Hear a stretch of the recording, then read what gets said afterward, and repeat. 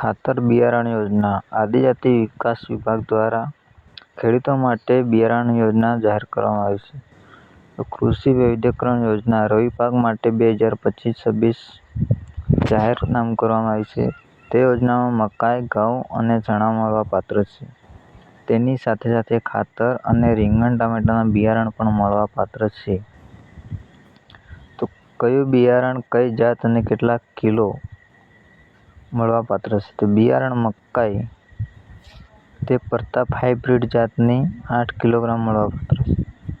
ઘઉં છે 451 40 કિલો.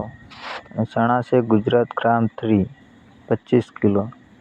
આમાંથી કોઈ પણ આ 3 છે મકાઈ, ઘઉં અને ચણા, એમાંથી કોઈ પણ એક વસ્તુ મળવાપાત્ર છે. તેની સાથે સાથે રીંગણ, ટામેટા, નેનો યુરિયા, પ્રોમ ખાતર અને એપીએસ ખાતર આ 3 માંથી કોઈ પણ એક સાથે એ મળવાપાત્ર છે. જેમ કે મકાઈ લો તો એની સાથે આ 5 વસ્તુ મળશે.